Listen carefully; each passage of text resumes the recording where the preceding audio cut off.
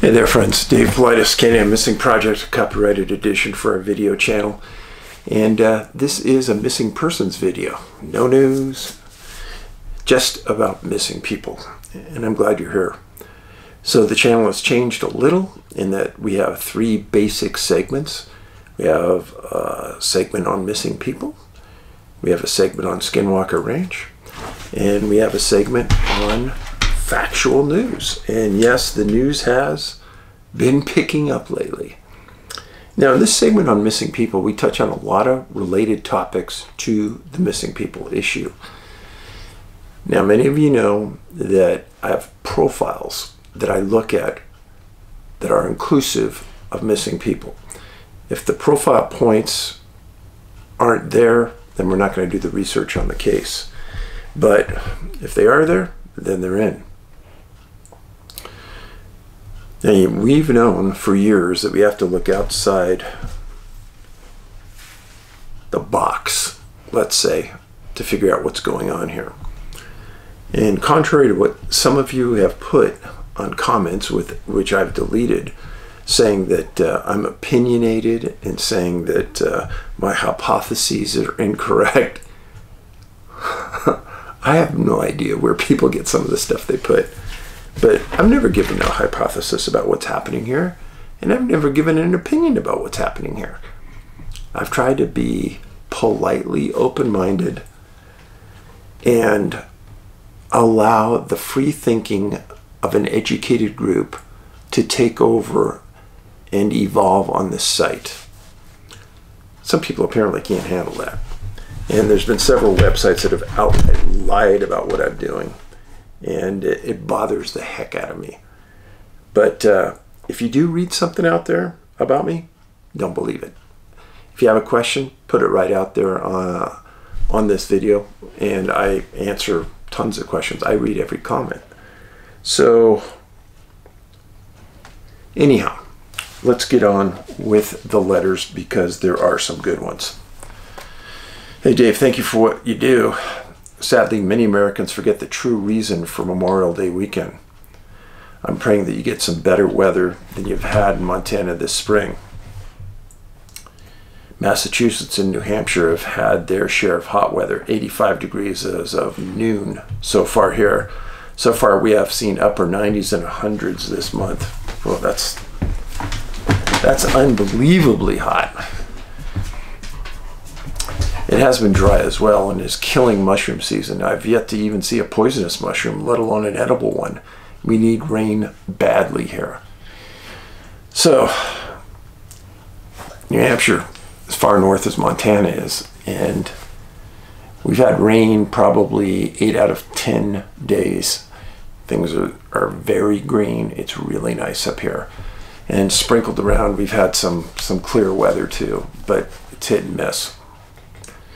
Regarding missing people, I wonder if it is portals, which has come up several times before. Here in the Northeast, we get tornadoes, but need conditions to be just right to spawn them. Perhaps there needs to be a certain set of parameters to spawn a portal, or at least a certain set of parameters to create conditions for a person to go and just vanish into thin air. If so, what are those parameters and how can we warn people? Great points. And I talk to some very smart people all the time about exactly this. You know, is it the barometric pressure? Is it the stars, temperature, wind? What is it? And maybe it's nothing that triggers it. Maybe it's a manipulated phenomenon by an intelligence. If so, what are those parameters and how can we warn? If we can't figure that part out, perhaps we can spread awareness as to when there is a risk of the phenomena happening. So, if you've read the books, then you understand how directed this is. Point of separation. Immediately after two people separate on a trail, something happens.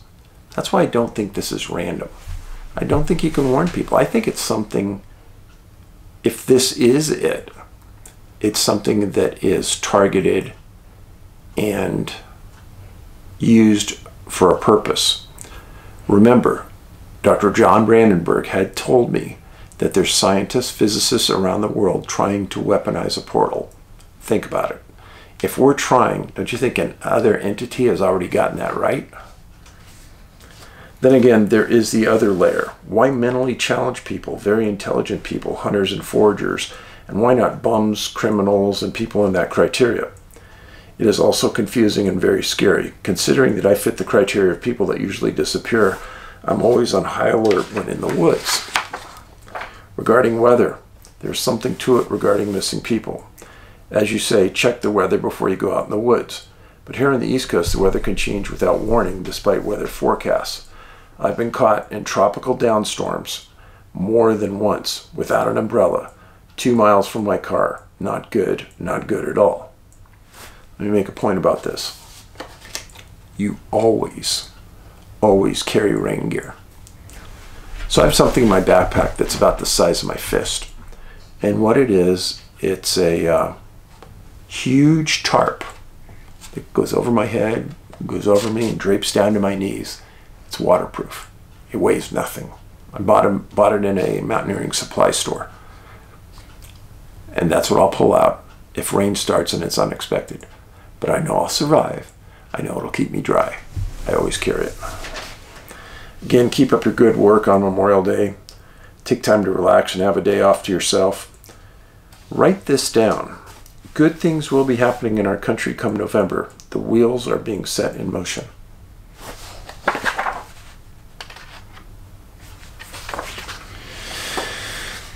Okay, next letter.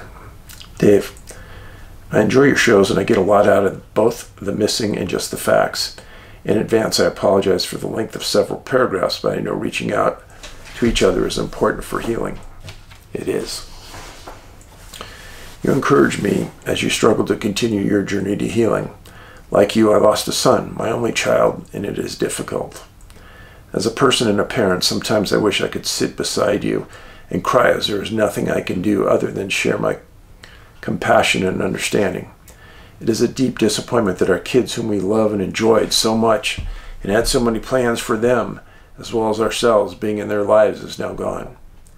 There's a void and the memories remain, but the sting and devastation will lessen. On those special days like their birthday, our birthday, holidays, sometimes think this isn't fair. They, Ben, and my son Michael were robbed, as well as us, of a lifetime of adventure. But then I remember the precious memories and start to give thanks to God for allowing me to be a parent and participate in Mike's life. That alone brings a smile to my face through my tears. Why am I here? The only reason I'm here is Ben. Ben established this channel. Ben told me to go on to video. Ben told me to make documentaries. It was all Ben's job. I would never be here without him. I attended a grief class through Minneapolis, Minnesota church with a couple that lost 3 children and a babysitter in a fire. One of the things I learned in the class is when I am having a bad day with grief and sorrow, I go someplace by myself or even in the car and set a timer and just grieve, cry, scream. Whatever emotions I'm feeling, and I feel the feelings, this releases them. Today was one of those days, and I cried and felt awful. Then I got up and focused on taking care of my kittens and cat. I'm not ashamed, although my mama cat looked at me with concern. I know I'm going through rather than getting stuck in a place. Oh, I've had people tell me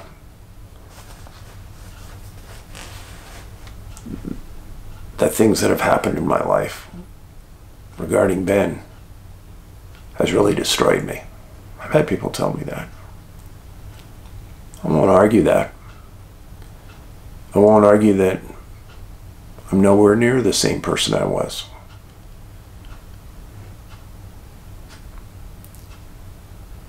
Maybe the things that bothered me a lot a couple years ago don't bother me so much anymore.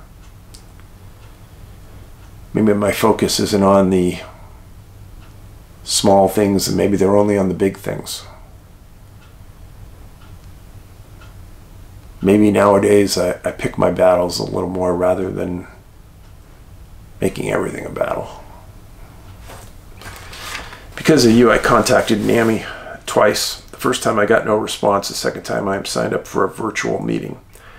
I live rural like you, but I'm a single female, so going to Joplin, Missouri or Tulsa, Oklahoma, given the price of gas right now with little discretionary income, is out of the question. I understand that. The online meetings are pretty good. But I'm still struggling with depression.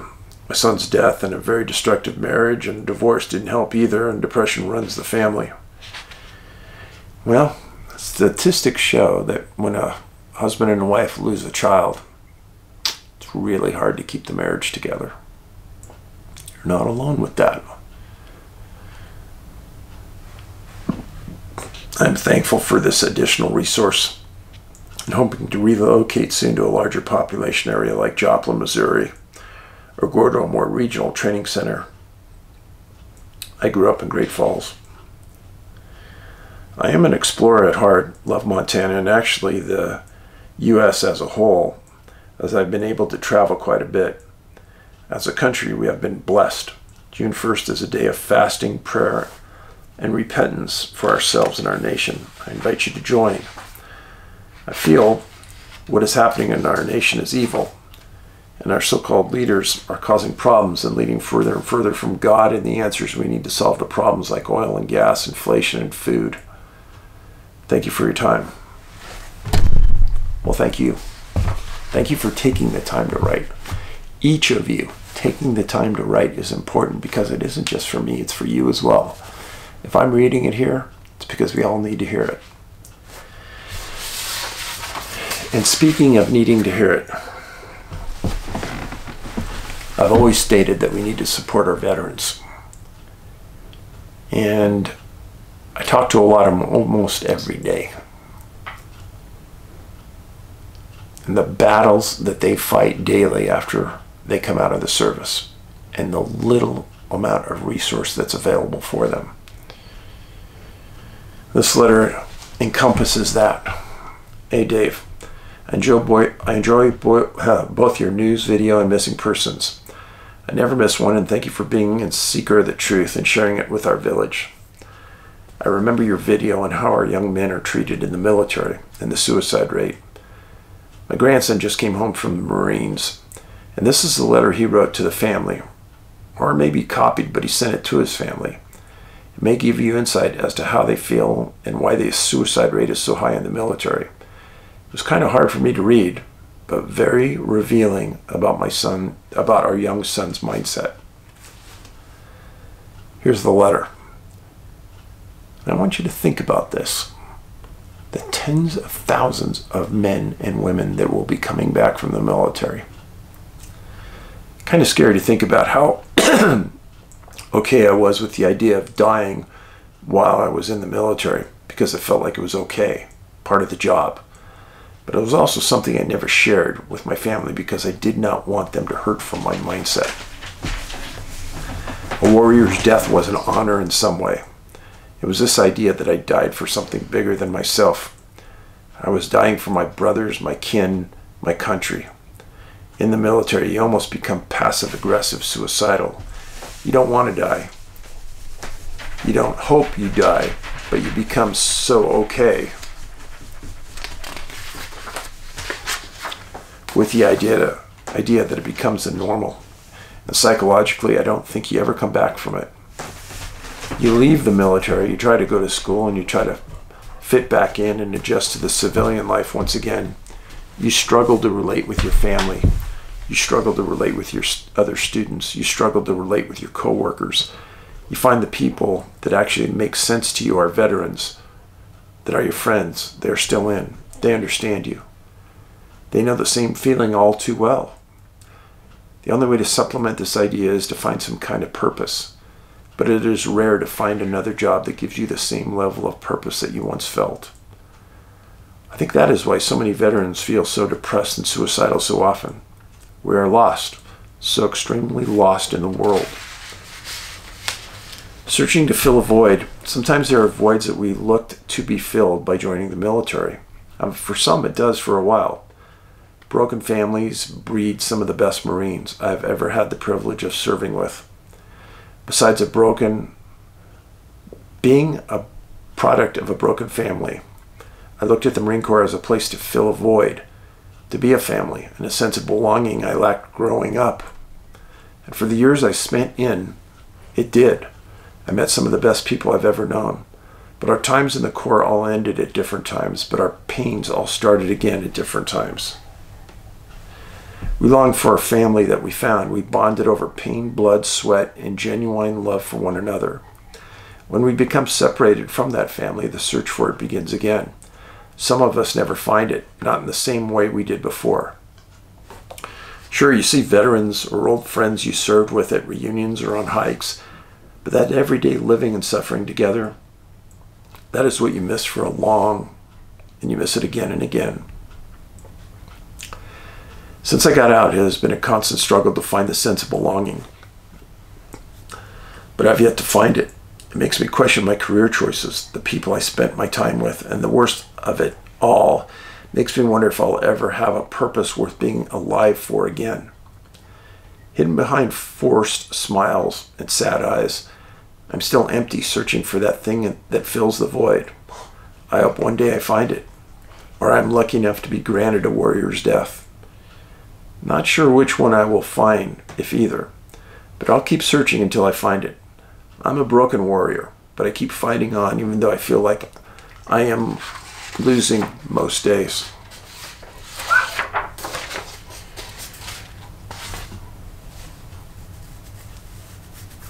A couple of things. A warrior's death. I've heard it before. In the world I lived in policing and firefighters, that was not an option. You did not come here to die. You came here to come home to your family tonight. That is the #1 priority.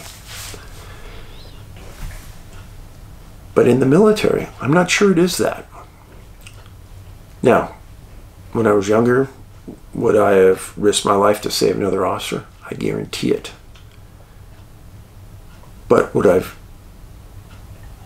had the mentality to just give up on life and have a warrior's death? No.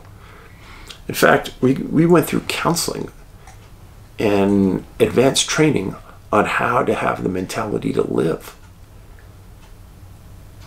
So there's a difference there. And I think maybe the military needs to enforce that a little more, push that a little more, give them more education along those lines. It bothers me. Hey Dave, I'll get directly into it. In yesterday's edition, you read a letter which presented a number of aspects regarding the entity responsible for the disappearances. One aspect is, why is the entity hiding? Or let's say, why does it take every measure so that it can't be seen? Why does somebody try to hide while doing something? Maybe because it doesn't want to be recognized. Could it be that we've seen it before? Or is there some way we can protect ourselves from it or harming it if we could see it? Great questions. Do you guys remember this story that I put right here on this channel, where a young man, I think he was 25, 26, was with a film crew in Idaho, filming at an old mine.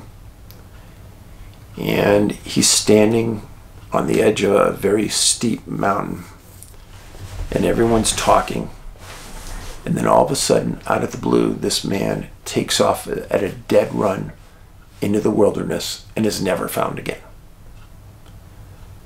Multiple people from the film crew and contractors that were helping them at the site all saw it. There's no question what happened. I've talked to hundreds of people about this case. What would prompt someone to do that? And multiple people did bring up the question, did he see something that scared him so bad that running off into nothingness was better than staying there? Or did something whisper in his ear something that was so believable and so scary that really set him off? That's a very good question. And I don't know the answer.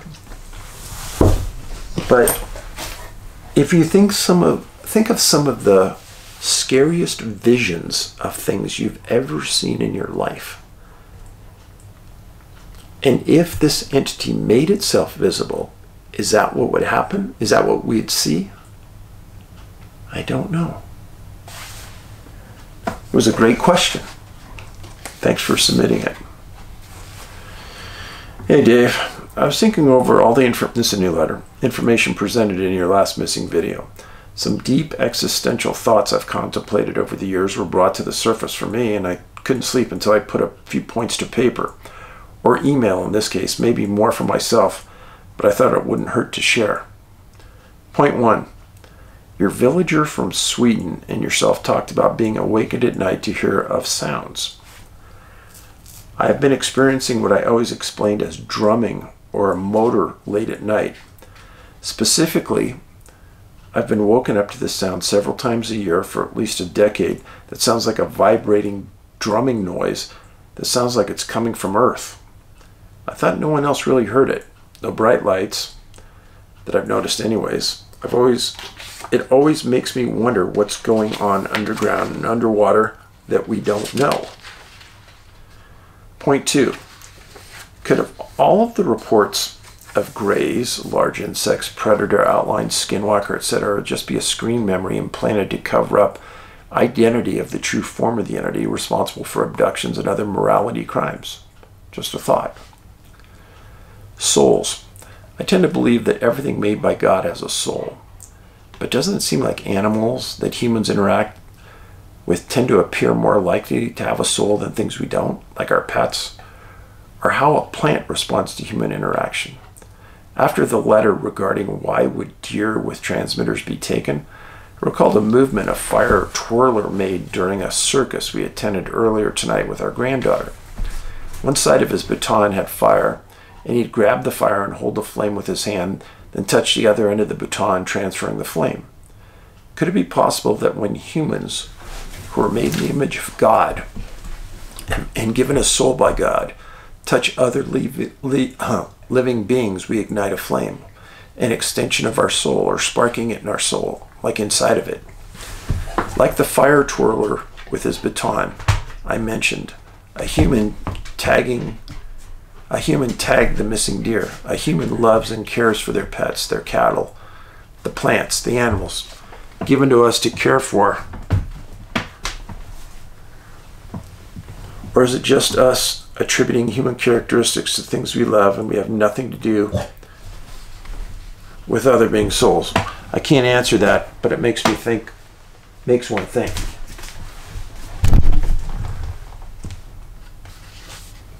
Huck is in here causing troubles. Hey.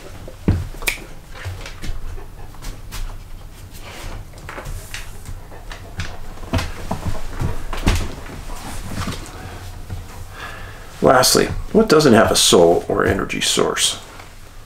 Another question I probably cannot answer or have a factual answer to, but I would say artificial intelligence would be on the list.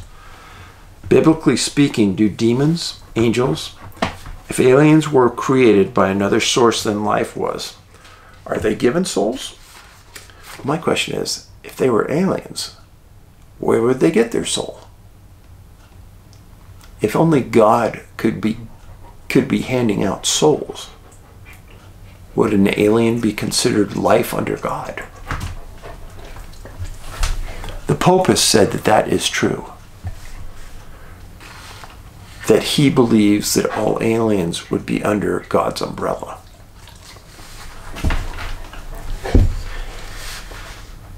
If aliens are created by another source than life on Earth was, are they given souls? Could one of the reasons these entities are taking or experimenting on humans not only be because we can create life, but we can create or influence the growth of a soul? And possibly these entities don't care to have a soul themselves, but a soul is energy to them to power their words, or to create their version of a perfect species that doesn't die but can reproduce, have no empathy or internal strife and feelings, and have the correct DNA compatibility to be able to download a computer, a world of knowledge, into their brain, organic or artificial. The perfect soldier to be controlled, or possibly immortality. Humans themselves have looked for a fountain of youth. Could we be our own enemies? Well, I couldn't help but to email you, and I appreciate you reading my note. I wish you the best. Now this next email is a little different in that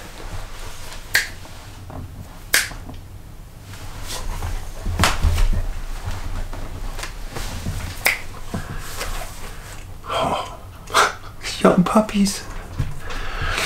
Okay, so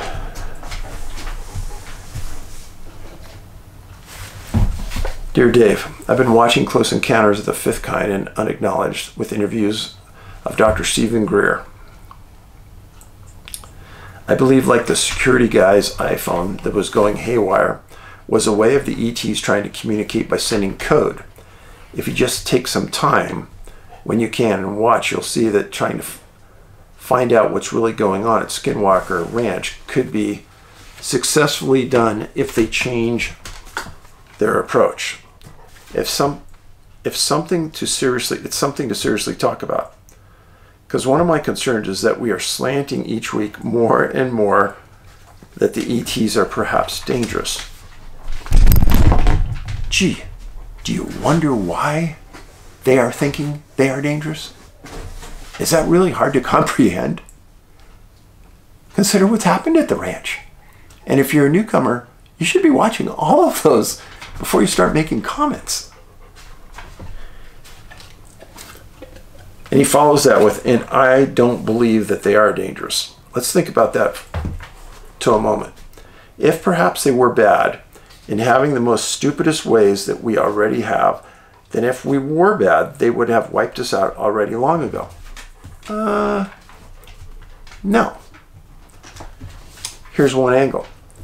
If we believe that we are the ants in an ant farm, and there's some creator watching us, and let's say right in the middle of that ant farm, let's just say there has to be a generator source to make the ant farm work, and suddenly we, the ants, are all over that generator, and it's not working right. What if the generator was Skinwalker Ranch?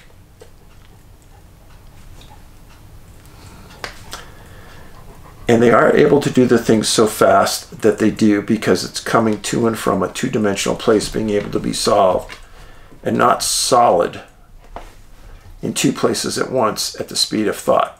Think about that.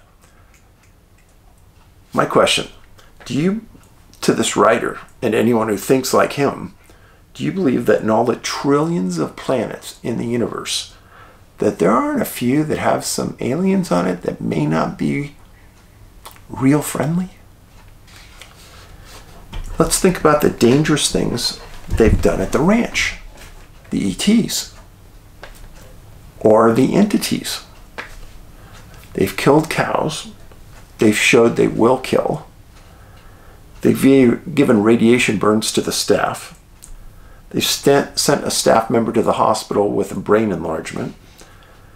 And that's just what they've done this year on the show. I'm not talking about what they've done to past owners on that ranch.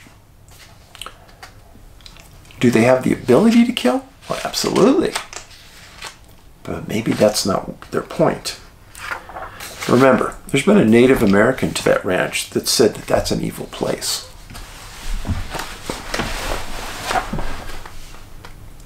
I'm amazed. I'm amazed at people that because one person, Greer, comes out and makes a proclamation that the aliens are all friendly, that everyone wants to believe that. Yet there's absolutely factual proof that what's going on at that ranch causes harm to us and can cause harm at any time.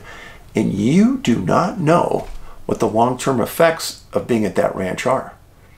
Could in 5 years everybody that's been at that ranch be dead? You don't know. Next letter. Hey Dave, in the Sierra Club Hiker Story of May 25th, 2022 episode, That person had to either go into the sky or go into the earth. Dave, you've probably thought of all the following already, so perhaps it may be a confirmation of some kind. Has anyone ever plotted all the missing 411 cases in a way that all the data can be manipulated and searched from a variety of angles? No, because I don't have the software to do that. From the continents where information can be vetted, how many cases per square mile are there? Infinitesimally small. Why do I say that? Because there's certain areas that have clusters like Yosemite, but then there's some areas in the world where we don't have any cases. Africa. Now, do I think there are cases in Africa? 100%. I'm sure it's a language barrier and a news barrier that we don't get them. Are there other cases? Absolutely. How about northern Russia? Millions of square miles. I don't know of one case there. How many cases per year? It varies greatly. And if we went back, well, I've got a case from the 1600s, but we don't have many cases going back that far. And that's because the news wasn't reported as thoroughly and as easily as it is today. Given that many cases of Earth don't or can't be reported upon or investigated properly, if we extrapolate what you have researched to include the rest of the inhabited landmass of the planet, how many cases should we expect worldwide per month per week? I don't think that's possible, because I don't think there's a way to say that this is definitely following a path. It's very erratic. Very. Then, when we see gaps in the data from North America and Australia, etc., this might represent times when abductions based on per year, per square mile estimates might be occurring in South America, Africa, etc. It could tend to show a pattern. This may be an instance where the scientific method would work very well going forward. It might predict when we should expect another hiker to vanish in Yosemite. Now, again, this person needs to read some books. At the back of each book, there's a list of missing people, and you can see the data for yourself. The victim subgroups, hikers, hunters, berry pickers, etc., together represent people who isolate themselves or otherwise make themselves vulnerable to the phenomena. What if your victim categories show not just that various groups are targeted, but that disappearances are desperately random as per the movie Silence of the Lamb? I'm not suggesting a serial killer. Well, that's good, because there is no serial killer that could live 500-600 years. At least not from this world. I am suggesting a single phenomenon might operate worldwide. Just as you have noted that an occurrence in a given cluster zone draws less attention if it happens once in 20 years. The phenomena may employ additional strategies to avoid scrutiny, as in taking a hunter this time and a berry picker that. That's exactly what I've said in books and I've said in presentations all over. This entity's smart. If they took 5 people in 2 years from one small town, obviously the police chief is going to be smart enough to pick up on that. That isn't what happens here. They're spread out in just enough time to cause everyone in that area to forget the previous case. You have suggested we look up, what if the Skinwalker Ranch attempts to discover the invisible anomaly at 8,000 feet above sea level are actually dealing with the same or related phenomena that causes the missing 411 disappearances? I've already said it. I've already said that. George Knapp said that.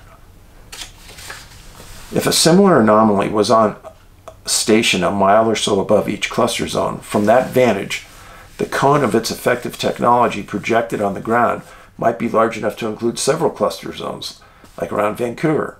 Skinwalker Ranch was known to the Native Americans and other places as well, but the ranch just happened to attract the attention of someone interested in the topic who had sufficient money for research. Elsewhere, if the phenomenon moves around or has similar anomalies on station at various points, who is even going to know to look up there? Should the scientists at Skinwalker Ranch discover a means of identifying an anomaly marker, then at some point their technology might be used to see if the same marker appears above one or more cluster zones.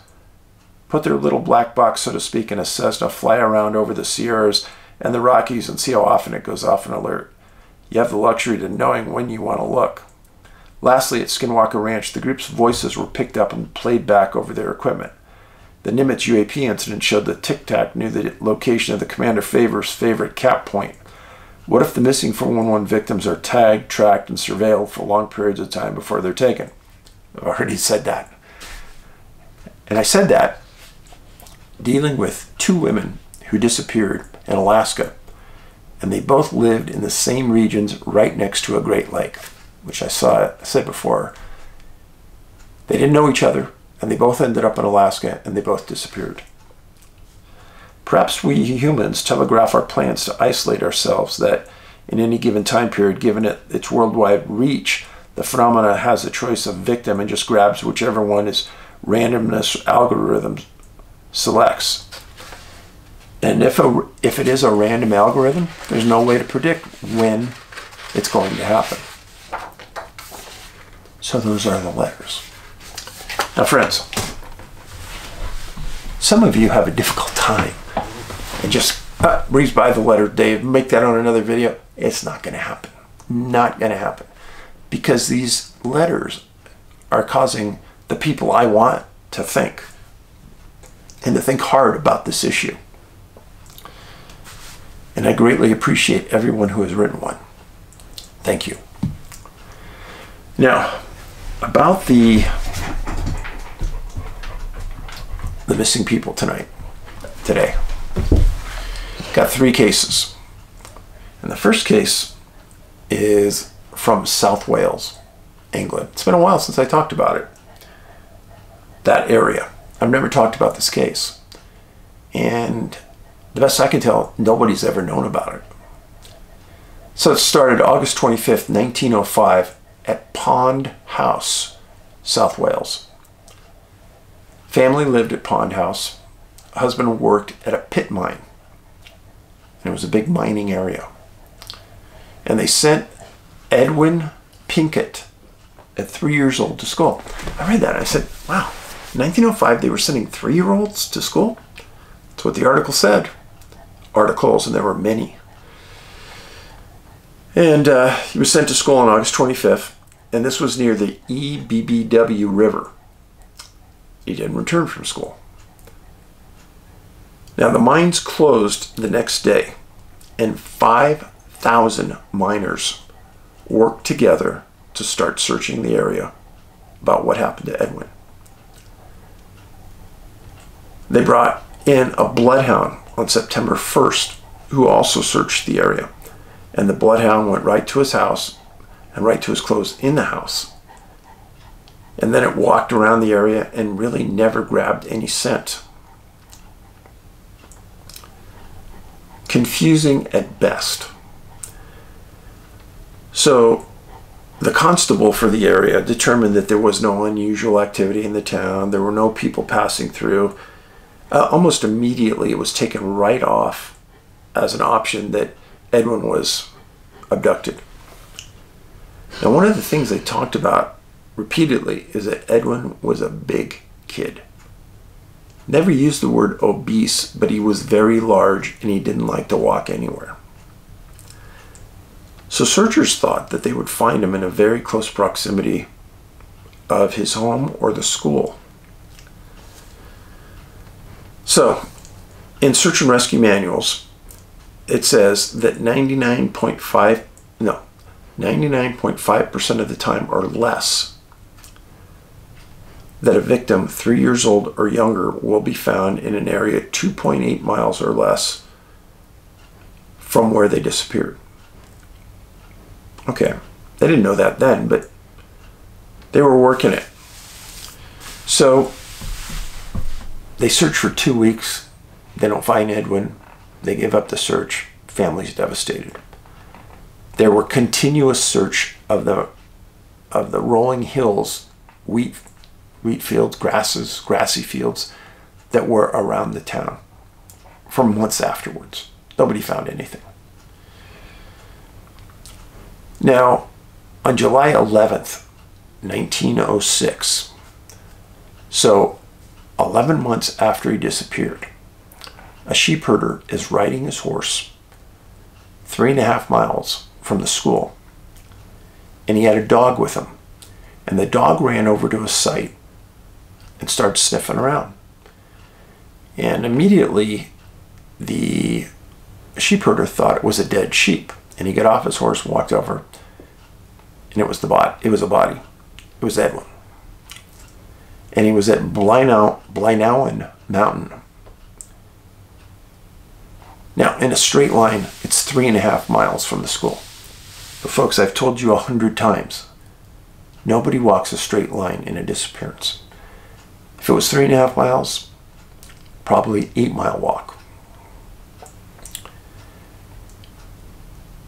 In a fascinating twist, the newspaper was talking to Mrs. Pinkcott, and she stated that the night before Edwin was found, she had a dream that he would be found under the exact circumstances that the sheep herder found him.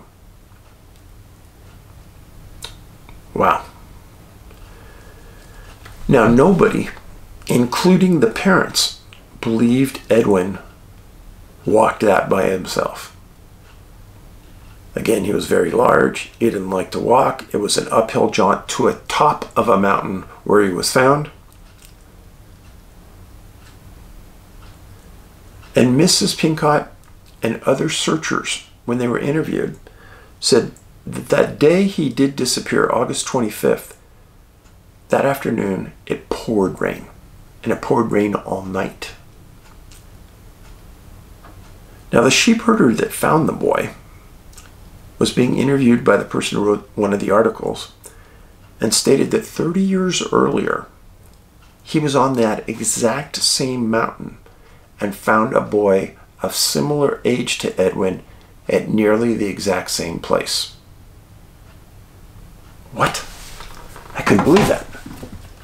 Now, why is that important? Well, I'm going to read something to you. This is directly from the article. It was recalled yesterday that a schoolboy disappeared from the district 30 years ago under circumstances similar to those of the present case. The mountains were searched, but it was not until 3 months afterwards that the lad's dead body was found on one of those mountains. The little fellow's head was resting on a boulder as though he had laid himself down peacefully for his last sleep. Okay. I'm sorry, folks. I don't believe that coincidence plays out. I do believe it happened just like they said. But remember what I just told you 20 minutes ago.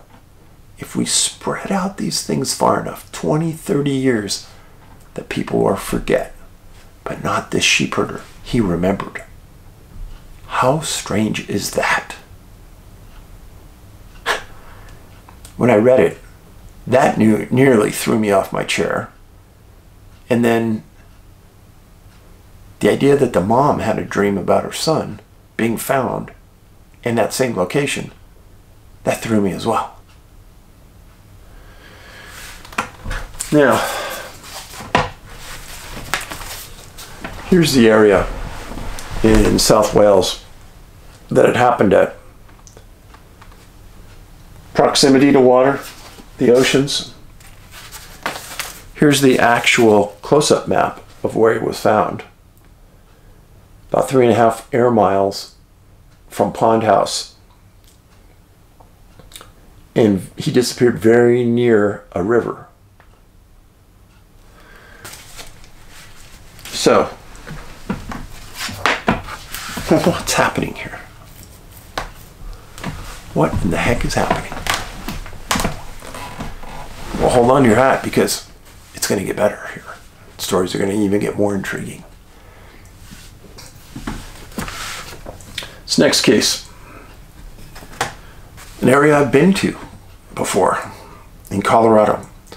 Louise Staudinger, 38 years old. missing October 19th, 1945.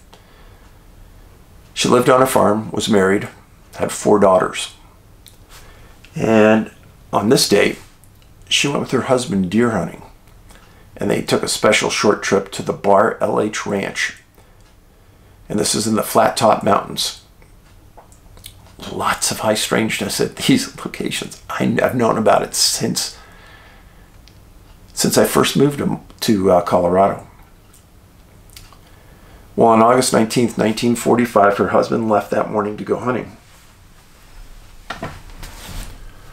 So, you can see down here is where the incident happened. Up here is where Meeker, Colorado is at. Kind of get an idea. It is still really, really remote in this area. And I've been out there. There's a lot of hunting that goes on. Very, very freaky area, in my humble opinion. So anyhow, her husband didn't come back that afternoon. And Louise and some other cowboys at the ranch went out and looked. And she went out with her dog and started to search. This was in Garfield County, Colorado. And as Louise was leaving that afternoon, it just started to snow lightly. And for the next 8 hours it snowed, and it dropped 8 inches of snow. Louise didn't come back. But the dog did. Late that night. Now 40 cowboys went out searching just as Mr. Staudinger returned at about 6 p.m. He got temporarily lost himself, but he came back to find his wife was missing. So now they got 40 cowboys, sheriff's office, other hunters, and they got a Civil Air Patrol plane from Rifle, Colorado. And a man named Kent Wilson took off looking. On October 26th, 7 days after the disappearance, Mr. Staudinger put up a $1,500 reward for his wife. And he pushed hard for the governor of Colorado to come up with more reward money and more people to search. On October 30th, 26 soldiers from the Air Force Buckley Field in Denver were sent up to search. And on November 3rd, when the soldiers were there, heavy wind and heavy snow drove them off the mountain to search back into tents. On November 4th, the search and rescue for Louise Staudinger was ended. She was never found. Now, weather obviously played a big role in this. Her dog disappearing, odd thing, disappeared right next to a creek that ran the valley up to where her husband was hunting, and ran right next to the resort they were staying at. And it was a subgroup of hunters. There's been many of these cases that I've written about, maybe 10, where a hunting partner or the wife of the hunter disappeared from a hunting camp. Very odd. Very odd. It's almost as though the wife or the partner takes off on a bird watching trip or something while the hunter is gone, and they themselves disappear. Or in this instance, a searcher, the wife, disappears and is never found. Even while Mr. Staudinger was missing himself. Strange. And the hard thing to believe is that this area is heavily hunted in Colorado. And I think that nobody in all those years ever came across Louise's body or her remains, boots, shoes, pants, buckle, elastic strip on the underwear. Never found. Now the next case is, I guarantee, one of the strangest cases ever. But it's one of those cases that really pulls everything together for you to understand why I am in investigating missing people. That's the case of Gloria Hood. And Gloria lived in a little town called Newton, Kansas. And Newton, about 15 miles north of Wichita. There it is on the map. Gloria disappeared at 3 years old, November 10th, 1936. She lived on the southwest edge of Newton. Her father was a firefighter, worked nights. And there were 3 daughters in the Gloria Hood family. On November 10th, Mrs. Hood put Gloria down for a nap, like she'd done every day. Husband's in the next room. She had to run some errands. She put everybody down for a nap. She went back, came back an hour later. Front door's open. Front gate is open. That's weird. She looks around the house. Everyone's sound asleep except Gloria. She's gone. That's odd. She looks around, wakes up her husband. They call the police. Newton police, sheriffs, state patrol all respond. Husband said he heard nothing. He was sound asleep. There were rumors that Gloria was seen on the surrounding streets near her house later that afternoon. But friends, I don't believe any of this, because these things always come around and people say, oh yeah, I saw this, I saw that. Reality, they saw nothing. She was put to bed wearing shoes and socks and coveralls. A massive search and rescue was organized by the police. Thousands of people from throughout Kansas came to Newton. And they searched an area out to 6 miles, they said. And in fact, the Boy Scouts knocked on every door of every house and contacted every person within 6.5 miles of the Hood house. 7 days after Gloria Hood disappears, her body is found in an open field, in a wheat field, 3.5 air miles from her home. On November 11th, a day after she disappeared, a farmer stated he walked that field personally and there was nothing there. On November 16th, another farmer said that he walked that field and checked it personally and nothing was there. She was found face down with no shoes and no socks. Police said that there were no footprints near the body. And the sheriff stated publicly if Gloria would have been there, she would have been found. A trucker driving by that field that day saw the sun hit something in the field that caught his eye. He turned, looked, walked out to the field and found the body. Called the police. Didn't touch anything.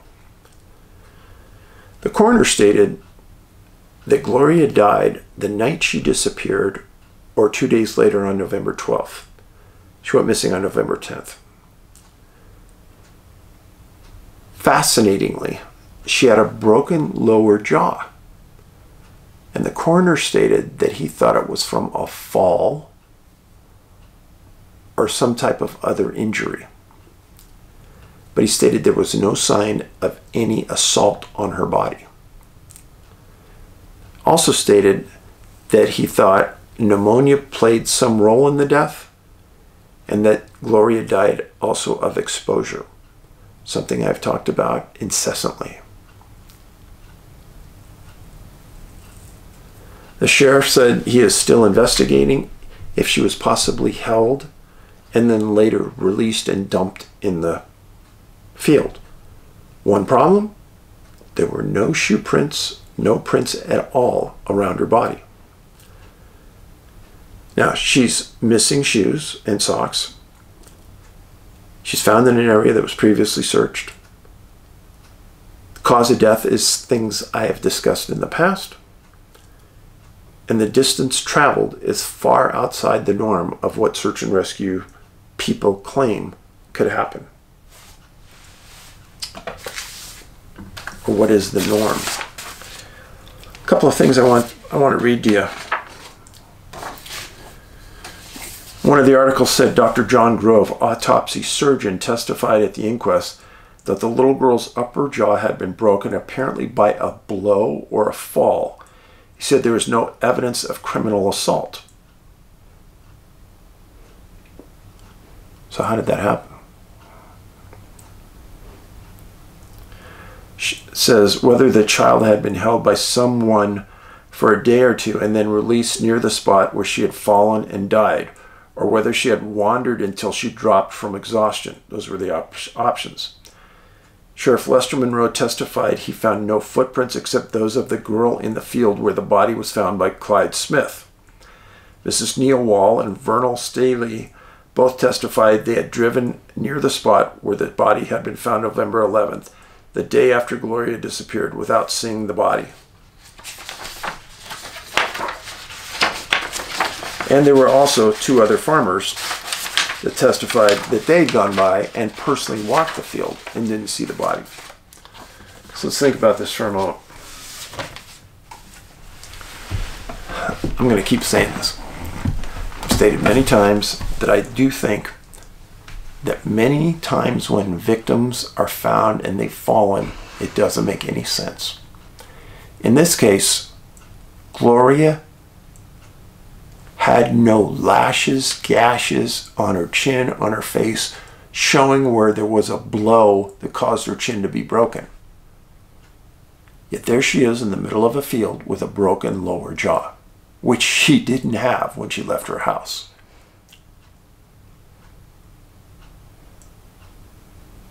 If Gloria was alive for 2 days, I claim impossible that somebody didn't find her if she was on Earth. Because there were thousands of people from throughout Kansas looking for her in this little city. So wrap your mind around that for a second. Where could she have been? The coroner already stated there was no assault, sexual or otherwise.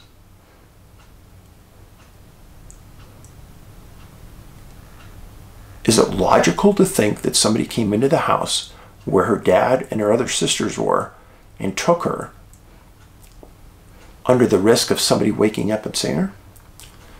I will tell you this. Many abductees claim they were taken and they would look over at their spouse in the bed next to them and they couldn't wake them up, and they never did wake up.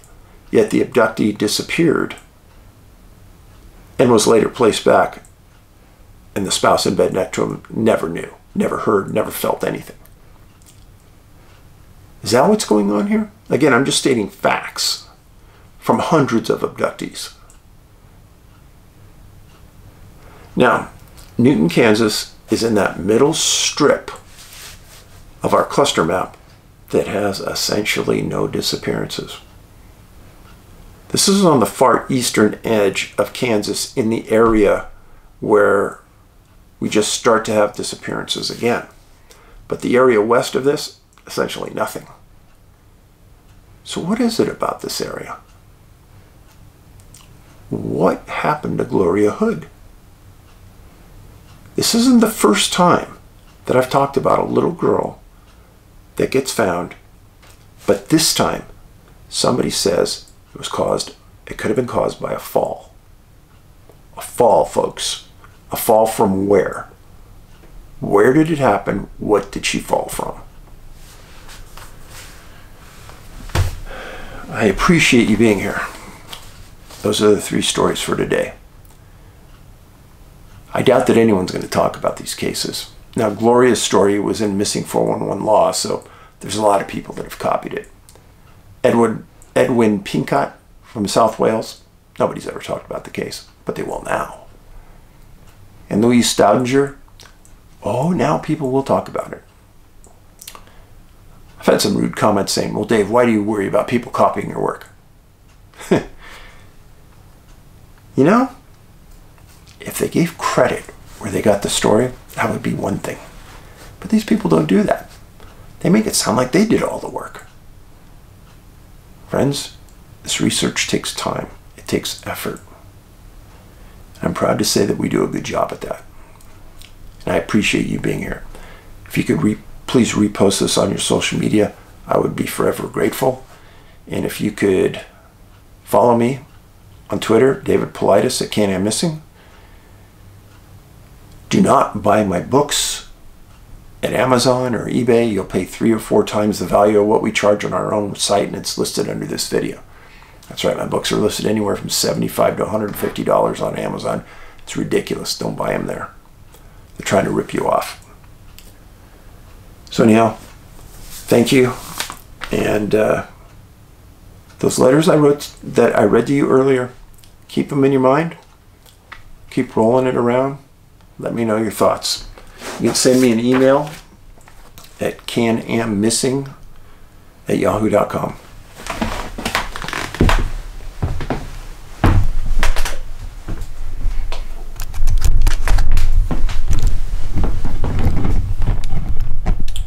Say hello to Huck. Hey Huck, how you doing? Huck has been there sleeping most of the time, but I wanted to give a little glance and say a little hello for you. Paulides out.